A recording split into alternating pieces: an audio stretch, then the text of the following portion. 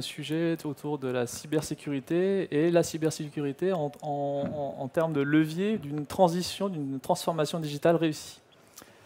Alors un peu de réclame quand même au démarrage. Bouygues Télécom Entreprise, qui sommes-nous? Nous sommes une entreprise de 1000 collaborateurs en charge du développement du B2B. Sur Nantes en particulier, nous sommes une centaine de collaborateurs en charge des entreprises de taille intermédiaire, des collectivités locales et également des PME. Alors ce tutoriel a un agenda qui est assez simple. La première partie, en fait, on va parler des paysages des cyberattaques et un peu à quoi s'attendre en 2019. On va parler également de pourquoi mettre en place une politique de cybersécurité et la notion d'entreprise responsable. Et puis on parlera ensuite à la fin de comment en fait faire de la cybersécurité un levier de transformation réussi. Voilà, donc je lance mon chronomètre et voilà, c'est parti. Alors tout d'abord, pourquoi les entreprises mettent en place une transformation digitale? Tout simplement parce que c'est la demande du marché. Si vous prenez l'exemple, par exemple, comme l'âge de Amazon Premium, c'est des clients qui prennent une habitude, qui est celle d'avoir à la fois une rapidité, une instantanéité dans les services. Et donc, les habitudes qui sont prises en fait, par ces consommateurs, ça leur donne une expérience client qui est juste exceptionnelle. Et donc, toutes les entreprises, du coup, travaillent à la transformation de leur entreprise, réviser les processus, réviser les organisations, revoir les outils, dans une optique d'approcher une expérience client qui soit la plus proche possible de celle que délivre Amazon. Le résultat de ce refonte de processus, c'est de revoir tous les SI. Et forcément, quand on revoit tous les SI, eh bien, ça nécessite de réfléchir sur des choix structurants, notamment en termes d'architecture, en termes d'outils, en termes de prestataires, avec derrière des impacts assez importants sur la sécurité. Selon que vous êtes dans un choix d'internaliser ou d'externaliser, selon que vous êtes dans un choix de développer vite ou pas.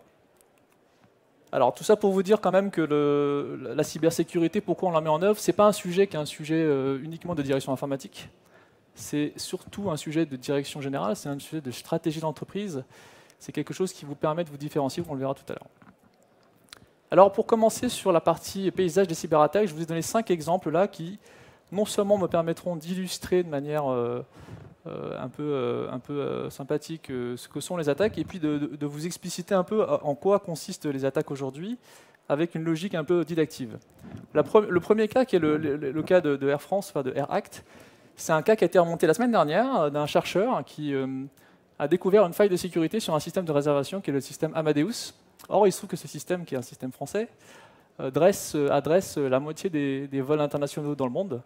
Donc toutes les compagnies aériennes type Air France, Lufthansa, British Airways, United Airlines étaient impactées par ce système, par cette faille. Alors qu'est-ce qu'il a trouvé? Il a trouvé en fait que le problème venait d'un problème de configuration au niveau du système de réservation. Quand vous étiez en réservation d'un vol, vous receviez ensuite une notification par mail avec un lien. Et à la fin de ce lien, vous aviez des caractères chiffrés avec la possibilité de changer ces caractères. Et quand vous changiez les caractères, vous pouviez tomber en fait sur un autre passager. Et une fois que vous tombiez sur un autre passager, vous pouviez accéder à des informations sur le vol, le numéro de dossier, le numéro de carte de fidélité, et par rebond, ensuite aller sur le portail de la compagnie aérienne et changer les vols, quitte à l'annuler, changer l'emplacement, etc., etc. Donc ça, c'était un premier exemple assez récent d'un cas de mauvaise configuration. En plus, ce qui s'est passé, c'est qu'il a lancé un script de, de ce qu'on appelle de brute force. Un script de brute force, en fait, c'est un script qui va tester différentes combinaisons. Donc, ils ont fait un script assez simple qui permet de tourner, et ils ont trouvé finalement, en faisant ce script, un certain nombre de passagers, un grand nombre de passagers de manière assez aléatoire. Et donc, ils ont pu récupérer une base de tous les comptes. Et donc, de ce qu'on a vu sur le cas de Amadeus, c'est qu'il y avait 2 problèmes de configuration. Le premier problème de configuration, c'est que les mails arrivaient non chiffrés. Et le deuxième deuxième problème de configuration, c'est que le système Amadeus n'était pas protégé contre des attaques de type brute force. Or, vous savez qu'il existe des systèmes assez simples pour éviter ce genre de tentatives. Typiquement, ce qu'on appelle les CAPTCHA. Quand vous faites aujourd'hui vous interrogez un site web, souvent on vous demande à la fin de réécrire ce que vous lisez, ou on vous demande de sélectionner aujourd'hui pour alimenter des logiques d'intelligence artificielle, des photos en sélectionnant, je dirais, les signaux tricolores. Donc ça, c'est l'exemple typique d'un problème de configuration. Pour vous donner un exemple de vol de données, la semaine dernière, The Guardian, qui est un journal anglais, a fait une publication Cette publication, c'est qu'ils ont découvert sur un forum de hacking, en libre service, un fichier de 87 gigaoctets. Dans ce fichier de 87 gigaoctets, il y avait 1,2 million de combinaisons, 1,2 milliard pardon, de combinaisons de login mot de passe. Ils étaient en libre service, ça permettait en fait au cœur d'échanger des données. Et tout simplement, ces vols de données, en fait, ce fichier était une combinaison, en fait, d'une collection de fuites de données qui a été faite depuis des années, notamment sur le cas de LinkedIn en 2016 et d'autres prestataires. Et l'avantage de ça, quand un hacker a ça entre les mains, c'est qu'il fait une hypothèse, c'est que les gens, malgré le fait qu'ils accèdent à différents services sur Internet, en réalité, ils ont tendance à mettre le même login et le même mot de passe sur les différents services. Le cas d'après, c'est le cas de VirtualBox, de ce qu'on appelle la vulnérabilité 0D. Alors, qu'est-ce que c'est qu'une vulnérabilité 0D?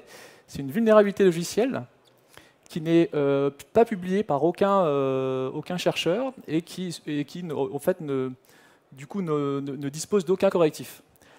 L'exemple de VirtualBox, c'était il y a quelques mois. Donc, VirtualBox, c'est un produit qui est très très connu dans le monde des logiciels open source, qui est utilisé notamment, donc développé par Oracle. Et ce logiciel, en fait, il est utilisé pour installer sur un poste ce qu'on appelle un système hôte, un système invité. Typiquement, l'usage qui est fait de VirtualBox, c'est d'installer, par exemple, sur une machine Windows, une machine Linux. Et donc, quand vous faites ça en général, les deux machines ne se parlent pas, elles sont complètement étanches. Sauf que dans le cas de VirtualBox, sur la version qui était concernée, il y avait une vulnérabilité, et donc il y avait des programmes malveillants qui pouvaient exécuter du code en étant dans la machine Linux et sortir de la machine Linux pour aller dans la machine Windows. Et donc, la segmentation des réseaux n'était plus assurée. Et donc, ce cas simple a été traité, mais il était lié à une mauvaise configuration, à une problématique, j'allais dire aussi, de système, sur un type de processeur en particulier. Et donc, ça, c'est ce qu'on appelle des failles vulnérabilité 0D, donc logicielles. Le cas qui est ici, c'est un cas sur lequel j'aime bien insister parce qu'on a beaucoup de cas qui passent un peu inaperçus. C'est ce qu'on appelle les malwares sur des terminaux mobiles. Typiquement, un malware Android, il y en a plein sur Google Play.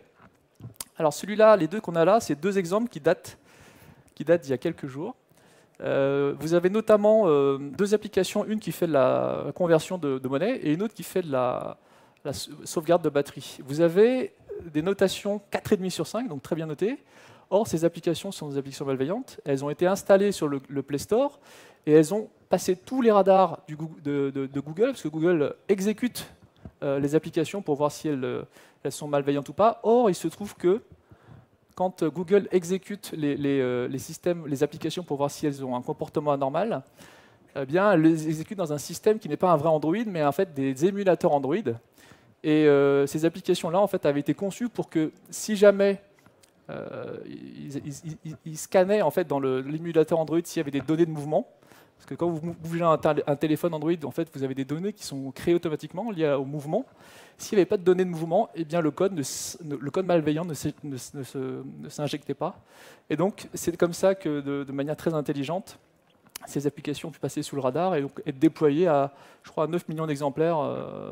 Et il y a bien sûr beaucoup d'autres exemples. Enfin, le cas que je voulais vous montrer, qui est celui-ci, c'est ce qu'on appelle le DDoS. Le DDoS, ça veut dire déni de service distribué. Le principe du DDoS, c'est quand vous mettez en place un réseau de zombies, ce qu'on appelle des zombies, dans un botnet, dans lequel vous avez plein de machines qui sont en réseau, qui dorment, et puis à un moment donné, on décide de les activer, et elles vont renvoyer tout le trafic vers une et seule et même cible, et c'est cette cible donc, qui va devenir totalement injoignable, qui ne pourra plus exercer ses services.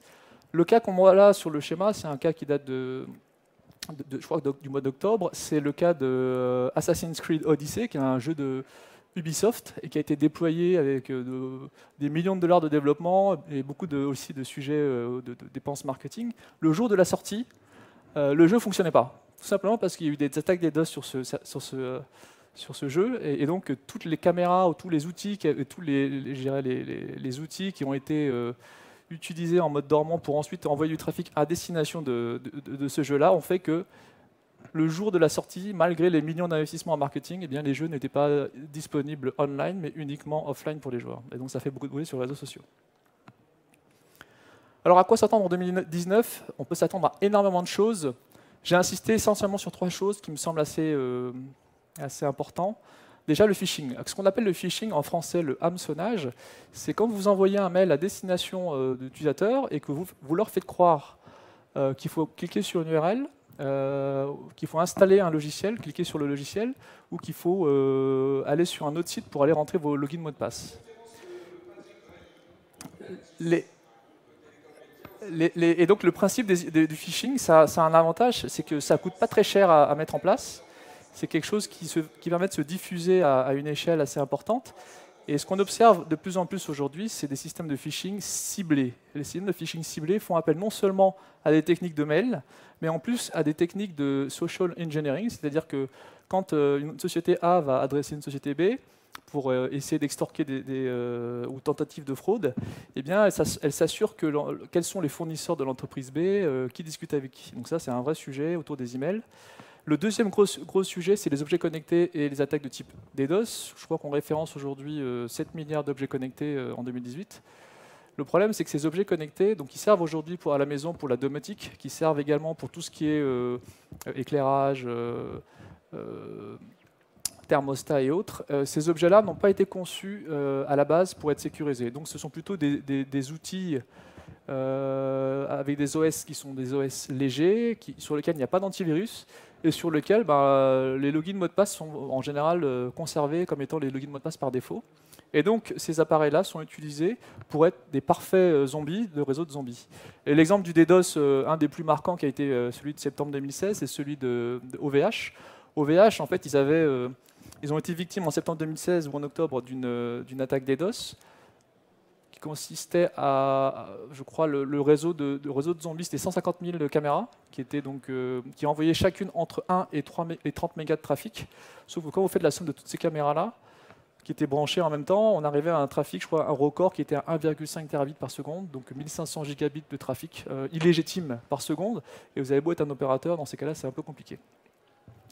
Dernier volet, celui des applications mobiles. Les applications mobiles aujourd'hui, c'est souvent quelque chose qu'on imagine relativement safe, mais comme je vous l'ai montré tout à l'heure, il y a beaucoup d'applications mobiles en fait, qui ont des actes malveillants, et c'est d'autant plus vrai sur les environnements Android.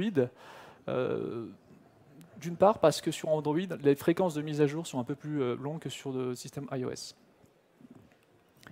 Alors, pourquoi mettre en place une politique d'entreprise responsable?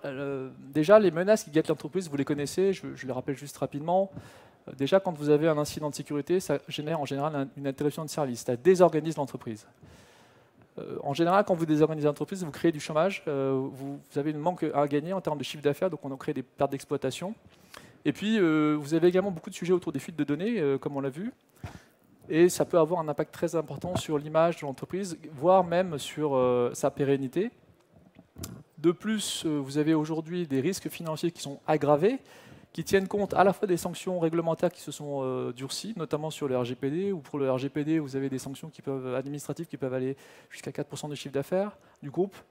Vous avez des frais de gestion de crise. Typiquement, si vous avez une crise cyber, vous allez avoir des frais juridiques, des frais de communication, des frais de consultant informatique. Vous allez avoir des frais de responsabilité civile, typiquement des tiers qui vont se mettre en groupe, en classe action, pour réclamer des dommages et intérêts parce qu'ils n'ont pas été notifiés ou parce qu'ils ont eu droit à une divulgation. Et puis la hausse des contrats d'assurance, bien entendu. Chez nous, par exemple, on a vu dans certaines de nos activités des assureurs venir nous voir en nous disant voilà, vos primes d'assurance vont être multipliées par 3 et vos franchises d'assurance vont être multipliées par 10. Donc réfléchissez bien à quelle activité vous souhaitez pérenniser ou pas. Et donc l'idée de pourquoi est très simple, c'est que vous êtes une organisation responsable, travailler sur des plans de continuité d'activité, ça vous permet d'avoir une activité qui est une qualité de service que vous délivrez à vos clients finaux, et sur lequel vous pouvez en plus vous engager en termes de qualité de service avec une qualité qui est peut-être meilleure, différenciante par rapport à vos concurrents. Tout ça, c'est un sujet de confiance, à la fois vis-à-vis des collaborateurs, et vis-à-vis des clients et vis-à-vis des partenaires. Quand vous mettez en place ces sujets-là, c'est pour à la fois être conforme, être responsable, presque dans une logique de relation longue durée, saine et loyale et éthique avec vos clients et vos partenaires. Et puis finalement, c'est un bonus parce que derrière, quand vous mettez en place ce genre de politique de bon niveau, vous en tirez un avantage concurrentiel. Vous vous préparez à la gestion d'un incident. Typiquement, la question aujourd'hui, c'est pas est-ce que vous allez avoir un incident, c'est quand vous allez avoir un incident, est-ce que vous en aurez. Toutes les entreprises en ont, même l'année dernière, en mois d'octobre ou novembre, vous avez eu des fuites de données à la NASA, vous avez des fuites de données au Pentagone. Le Pentagone, pour le coup, c'était via un prestataire. Mais ça veut dire que ça vous arrivera. Il faut juste que l'organisation, donc l'entreprise se protège vis-à-vis de ça, en s'organisant avec des méthodes de gestion d'incidents, à la fois sur l'aspect organisationnel et sur l'aspect informatique. Et puis tout ça pour vous ramener à un sujet davantage concurrentiel, qui est donc porté forcément par la direction générale. Alors maintenant, la question du comment. Comment réussir la transformation? Je dirais qu'il y a 4 conseils que je peux vous donner, qui sont 1, de protéger vos actifs en amont des réseaux, de votre réseau. 2, de mettre à l'épreuve toutes vos procédures et votre organisation de manière régulière. 3, c'est de sécuriser vos terminaux. Et 4, de capitaliser sur le facteur humain. Alors si je prends un peu chacun des sujets, quand on parle de protéger le réseau en amont, il y a quelques années, quand on envisageait de protéger le réseau, c'était assez simple. Un réseau, c'était assez fermé, donc il y avait une logique de château fort avec protection périmétrique. Aujourd'hui, les réseaux, ça a complètement explosé. D'abord parce qu'il y a des gens de plus en plus mobiles, donc ils ne sont pas dans l'entreprise par définition. Et puis vous avez également des cas d'entreprises qui externalisent leurs données, donc le cloud, typiquement, vous avez même des services qui peuvent être des services assez critiques, la paye par exemple, qui est externalisée. Et donc, il faut pouvoir faire confiance à un prestataire qui est à l'extérieur de votre réseau, qui va vous garantir que les choses qui arrivent, les flux qui arrivent sont nettoyés. Et c'est un peu notre positionnement chez Bouygues Telecom. On est nous, un peu vu comme le sas de décontamination de nos flux télécoms. On travaille et on fait en sorte qu'on puisse, par exemple, sauvegarder les données de vos serveurs à l'extérieur dans nos data centers qui sont situés en France. Et puis, on a également un travail, une possibilité de travailler en mode parapluie sur les attaques de type DDoS, puisque en étant très beau placé dans la chaîne de l'Internet, on arrive à faire ce parapluie qui vous protège contre des attaques de type DDoS. Sur la mise à l'épreuve des procédures et de l'organisation, le vrai sujet, ça va être de gérer de manière assez périodique les gestions de crise. Au même titre que vous faites des tests d'incendie régulièrement, il faut faire des tests de crise cyber. Pourquoi? Parce qu'en cas d'acte malveillant, le sujet du plan de continuité d'activité, ça va être de faire en sorte que l'organisation ne s'écoule pas et que l'informatique continue à fonctionner. Et donc, par exemple, sur le plan informatique, il y a des choses tout bêtes, mais tester régulièrement les sauvegardes, s'assurer que les restaurations montent bien. Et sur le plan organisationnel, c'est qui fait quoi? Quand il y a une crise, c'est pas le moment de se poser la question de qui fait quoi. Qui discute avec l'actionnaire, qui discute avec les médias, qui discute avec les clients. Donc ça s'anticipe. C'est pareil, on propose de faire des tests de vulnérabilité. Les tests de vulnérabilité, c'est quoi? C'est typiquement scanner votre réseau, soit de l'intérieur, soit de l'extérieur, pour s'assurer que les équipements qui font partie de votre réseau sont mis à jour correctement, donc dans les dernières versions. Ça, c'est une vraie politique de gestion des mises à jour. Et puis sur les tests d'intrusion, c'est pareil. C'est la possibilité de pouvoir mettre des équipes de hackers spécialisées qui vont mettre à mal votre système d'information comme si c'était des vrais hackers, sauf que ce sont des gentils.